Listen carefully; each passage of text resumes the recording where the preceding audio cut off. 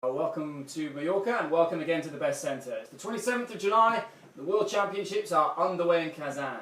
The swimming starts this coming Sunday. Now at the Best Centre we've had the World Championship team from the Netherlands who are travelling directly from here to Russia this week, as well as the Norwegian team. They have 3 swimmers, and Richard Nagy, a popular visitor from Slovakia. Now we were lucky enough to talk with the double Olympic champion Ranomi Kromowidjojo about her preparation for Kazan, also with her coach Patrick Pearson, who shared with us some of the secrets of her success. And we spoke with Femke Heemskerk about one of the biggest races of the week, the 200 freestyle. Now this year there have been an unusual number of elite swimmers who are injured out of these championships, or not there for other reasons. Phelps will be competing in the US after his 6-month ban for driving while over the legal limit for alcohol. Park Taiwan on a doping suspension. James Magnussen and Therese Alsham are out with back injuries. Maria Belmonte with a shoulder injury. Yannick Agnel with pleurisy. Brittany Elmsley after surgery. And Kozuke Hagino after falling off his bike and injuring his elbow. Now the Best Centre will be on site in Kazan, giving a daily digest and interviews that you can see on this channel every day. Well, here at the Best Centre, the family swim holidays are in full swing. We have over 550 people with us this year from all over the world, and here's a quick hello from the group this week. Hi.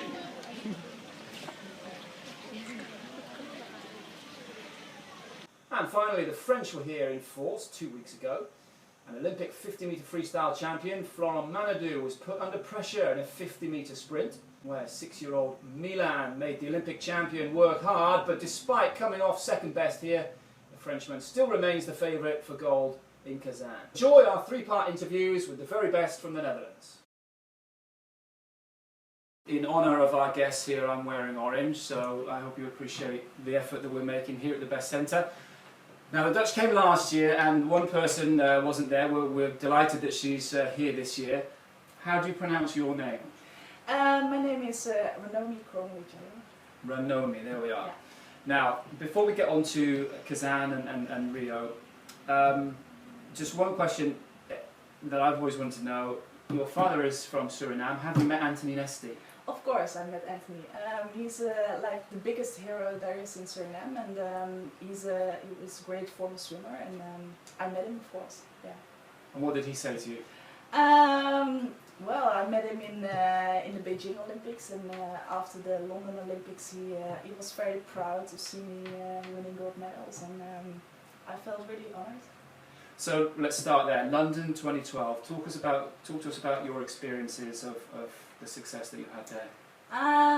Yeah, it was crazy. I had a really good season in 2012, and I felt really strong. I was in a really good shape, and yeah, then I won 2 gold medals. Just happened to win 2 gold medals? It didn't just happen, of course, all the work I put into, but yeah, I felt really strong. I felt really good, and yeah, I focused just on good racing.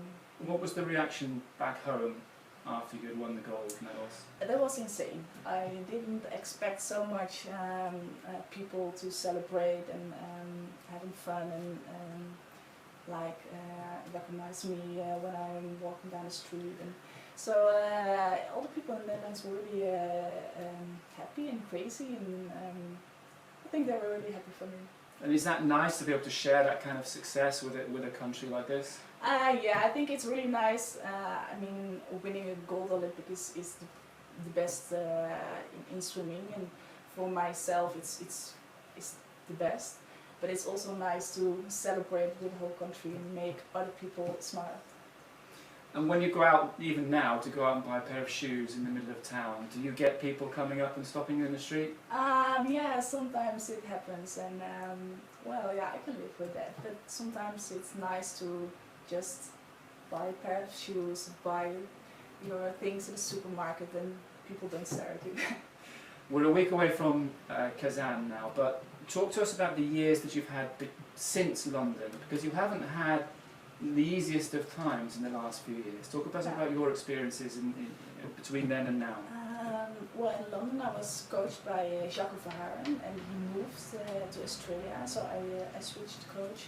And in the last 2 years, I think I switched goals for 3 times. And now I'm really happy with my coach Patrick. But it was a tough year last year, so I chose not to swim Europeans last year, and that's why I wasn't here in Mallorca. I chose to keep on training that summer, and from this season I'm a little bit back and feeling good. And so where were you based when you were training with Jacko? Eindhoven. And where are you now? Still in Eindhoven. Okay, so it's not like you've moved to a different... No, everything is the same pool, same physio, same doctor, only coach is different. So it seems as though now in the results that you've had this year, it seems as though you are getting better as every month goes by. Yeah. Talk us about the year that you've had this year.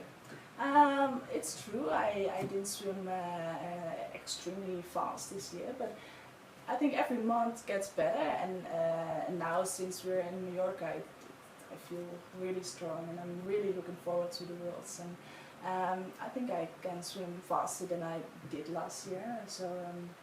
Do you feel as though the pressure will be on you because you're the double Olympic champion, or the pressure will be on everybody else because you've kind of had a quiet couple of years now, and if you win or you don't win, who cares? Rio is next year. How are you feeling the people's expectations this year? I don't feel like pressure is on me. I'm not in the top favorite position, and I'm really don't feel like there's any pressure from outside.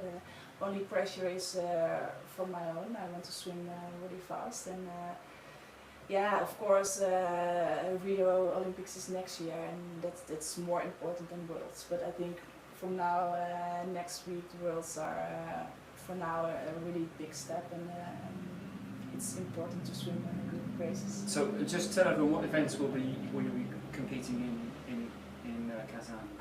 In Kazan I will swim the 50 and 100 freestyle and the relays, the 4x100 freestyle relay and the mixed relay. And how was your 200 freestyle? This year actually I swam twice, 200, but I'm more like sprinter, so I prefer 50 and 100. Okay. Now tomorrow's a day off. What do you do when you have downtime or away from the training pool?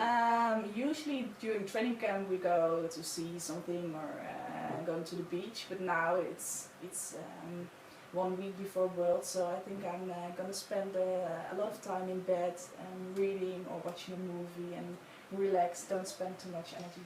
What movies have you seen recently that you can recommend to all the rest of us? I like watching TV series like House of Cards or Suits, and now I'm reading a thriller book. It's really exciting, and I just need to keep on reading.